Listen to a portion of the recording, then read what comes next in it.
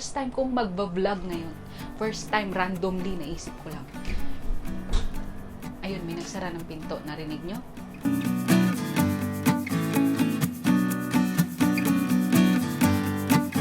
Hi guys! Sa mga hindi nakakilala sa akin, ako nga pala si Jessie. Oo, alam ko.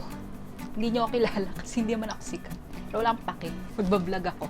First time kong magbablog ngayong araw. Hindi ko alam kung anong sasabihin ko sa inyo kasi bakit ganon? Paano nyo nagagawa yun? Nagbablog kayo, kinakausap nyo yung camera. Parang ganito, di ba? O, wala namang sumasagot.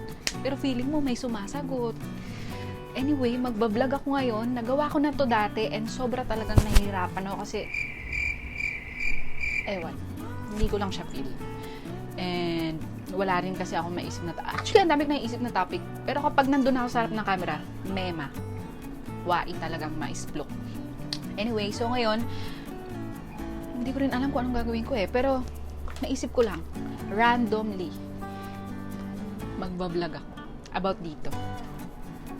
Ay, nga pala, di nyo lang naitatanong. Ako pala ay leukemia patient. Oo, alam ko, hindi halata Alam ko naman, oo. Anyway, nagdaan din naman ako sa hirap, pero sa ako na i-detalye yun kung ano yung mga nangyari. Maybe ibang vlog na, ayan, may naisip na akong bago. Anyway, ngayon, magbablog muna ako about sa sige, mag-focus ka. Akala ko ikaw ang fastest. Human nature. Yan, pwede nyo nang kopyahin yan. Pwede na kayo bumili, may discount kayo 15%. Anyway, bakit? Kasi di ba nga, leukemia patient ako. So, pag nagka-cancer ka, automatically isipin nyo mag-switch to organic. So, ngayon, nung isang araw, namili ako ng marami nito. Worth it naman, don't worry. So, ngayon, ipapakita ko sa inyo lahat ng nabili ko ito sa human nature. Ano nga? Hindi ako ready. Nandun sila lahat. Teka lang. Kimis ang binili. Oh! Nga pala. Sa mga Sony Mark 102 users dyan, kung alam naman natin na hindi na-flip yung screen yan, di ba? Ang laking problema niyan. Kung gusto nyo mag-vlog. Pero kanina ko lang nalaman. Ewan ko, siguro matagal na to. Siyempre, matagal na. Nandiyan sa camera yung settings niyan Pwede ka palang mag-switch dyan sa phone mo. Pwede mo palang gamitin para as a screen yun. Grabe, dati hirap na hirap akong maglagay ng salamin sa likod ng camera ko para lang malaman ko kung nakikita ko yung sarili ko sa camera. Pwede naman pala. Wala na namang nagsabi sa akin. Kunin ko lang yung mga products na pinamili ko and ayun, push na tayo. Hindi to review kinukwento ko lang, ha? Kwento lang. Kasi hindi ako marunong mag-review, men. First time ko mag-vlog, men. Anyway, tala tayo doon. Hi, I'm back. So, ito yung mga pinamili ko sa kanila. Email ko.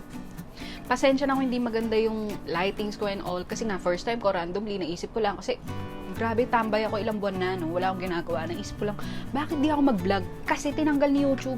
Tinanggal ba naman kasi ni YouTube yung yung monetary labo ko? So, yung 3,000 ko pending doon sa kanya, hindi ko makuha, hindi ko ma-withdraw, So, kailangan ko i-push to. So, anyway, since na-diagnose ako ng cancer last October 2017, so, yung pamilya ko, nag-freak out sila. So, ngayon, gusto nila mag-switch na ako to organic. I don't mind. It's okay. Maganda rin naman ang organic kasi walang mga chemicals na organic, di ba?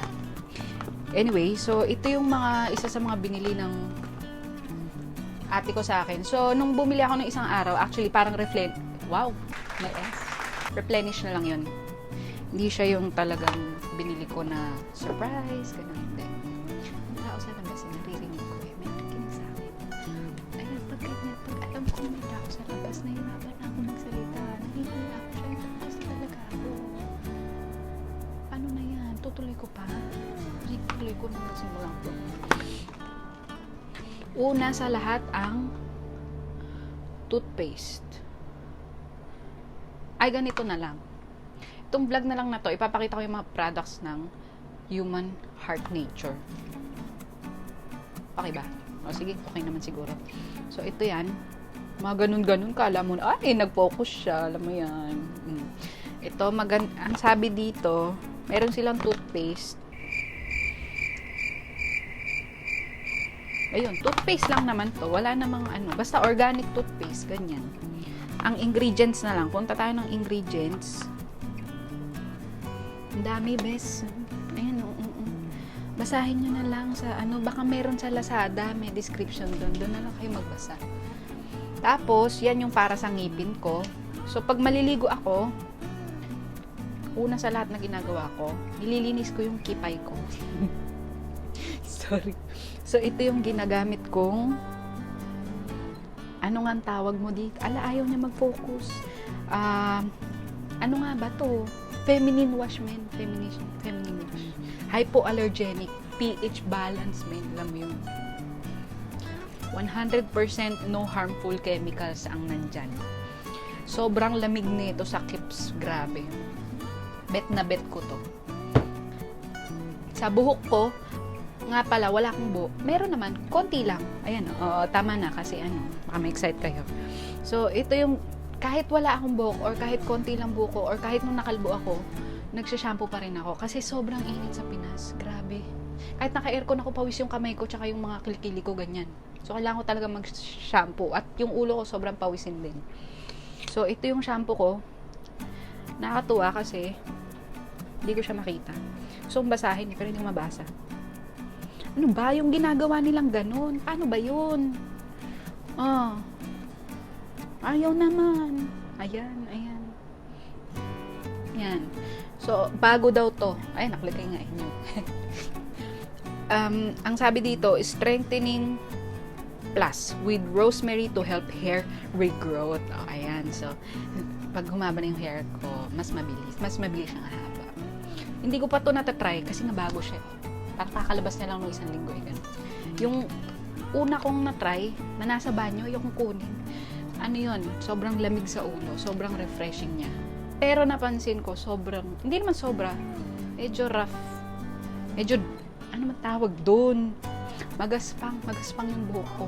So, nag-switch ako nun bumalik ako sa normal na shampoo.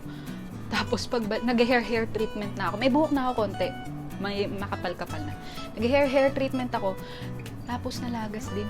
Kung alam ko lang din ako gumastos para sa hair treatment. Ayan, yung gamit ko. Meron din ako. Ay, nahulog yung cellphone ko. Pasensya. Nahulog yung cellphone ko. Kasi naman tong taling to. Pakahirap ko kasi. Ako yung mahirap na vlogger. Walang mic. Digicam lang gamit. Ito naman yung sabon ko. Tadan. Ayan na naman. Paano ba? Ayan. Babasa nyo ba? Lavender mint. Ang masasabi ko lang dito, hindi ko nga maalala. Paano ba to? Kasi nag-switch ako sa Dove uli. Kasi nga sobrang nag-dry skin ko after radiation. So, bumalik ako ng Dove. Pero alam ko, normal lang naman na sabon. Ayun nga, wala lang siyang harmful chemicals, sabi nila. Ayun. Tapos, sa mukha naman, ang gamit ko sa mukha, sobrang arte ko sa mukha. Sa totoo lang. Hindi lang halata sa mukha ko. Pero ang dami kong nilalagay. Pero, ito yung pinaka nagustuhan ko. Pero hindi muna tapalat. Ito muna. Toner muna. Ano? Kita? Mahirap naman. Bakit sila nagpo-focus agad? Akala ko ba autofocus ang Sony fastest? Ayan. Ito yung pinili ko. Moisture Boost. Actually, maraming flavor. Hindi flavor. Maraming klase. 3 ata. May pang-acne din. Tsaka ito. Pero ito yung pinili ko kasi moisture boost. Wala lang. Gusto ko lang ng moisture sa mukha ko. Nung una, hesitant ako kasi ayoko nang nagto-toner. Sa totoo lang. Actually, gusto ko. Pero gusto ko yung hindi man, medyo matapang. Organic nga. So, iniisip ko baka hindi matapang. So, natuwa naman ako nung ginamit ko siya. Matapang, kaya ako gusto na matapang kasi gusto ko tanggal lahat ng dumi. Kasi yung dumi yun yung nag-aano gaano sa kutis natin, men. So anyway, gusto ko tanggal lahat dumi. Pero natuwa naman ako nung ginamit ko to kasi pag ganun ng bulak, grabe men, sobrang brown. Nasa bahay lang naman ako, 'di ba? Bakit ganun? Anyway, ito naman ang gamit ko sa moisturizer. Ayan. Dati ko teka nga, focus nga muna kasi natin. Bakit? Ayan, oh, pa may kamay eh. Bilisan mo. Ayan, ito yung ito sabi moisturizer daw to, pero madami siyang gamit. Actually, dati ko pa siya naririnig. Dati pa gustong i-recommend to sa akin ng ate ko kasi so, ayun. Kung narinig niyo, bahala na kayo. Ayun. So, sabi nung babae doon, pang ano rin daw to, pang paputi ng mukha, ng mga dark spots, mga ganyan-ganyan. Tsaka, ayun nga, kasi nga, dati ko pa naririnig. So, sabi ko, sige, try natin. Ano to, mga 100. Ay, hindi ko sinabi yung mga presyo, no, nakakahiya. Ilalagay ko na lang sa video, ha. Sorry naman. Ito, mga 174 to per 50 ml bottle. Sa tingin ko, hindi ko sure. Actually, may brochure ako, pero nandun eh, tinatamad uli ako. Tamad kong vlog. So, pampaputi siya. Basahin ko nga, kasi naman baka may mababasa naman. Wala. For expiry stop. Wala akong makita. Pero basta yun, pampaputi, pampa-moisture boost ng katawan. Hindi niya. So, pampa-moisture at ano pa. Kung maalala, basta marami. 24 daw yun eh. Tamad ko na. Wala ba dito? Wala ba yung booklet? Wala. Ito pala yung booklet. Oh, ayan oh. Ayan. So, basahin natin yung tawag dun ng sunflower. Binebentahan ako ni ate nung ano doon sa shop. Binebentahan ako ng ano nga ba yun? May binebenta siyang treatment sa akin sa buhok. Hindi ko alam kung matutuwa ako o hindi. Wala nga akong buhok eh. Anyway, tama, 174 siya. 174.75. At ito yung mga nagagawa niya. Helps lighten dark spots and pimple marks. So, ayan, meron ako dyan. Ayan na, may kumatok na. Ano yun? Hindi! Mamaya na, nagbibideo ako eh.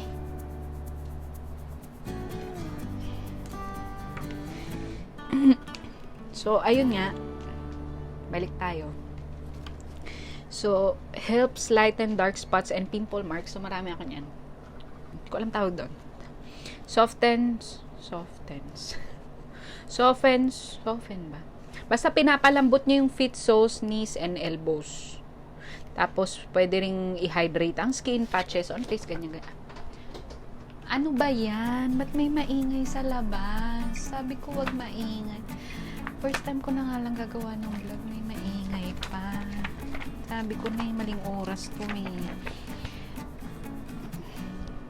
Ayun, basta maganda to. So, nung una ko siyang nilagay sa mukha ko, sobrang tuwang-tuwa ako kasi ang dewy niya, sobrang ganda. And hindi siya yung, kasi oil siya, diba? So, oil.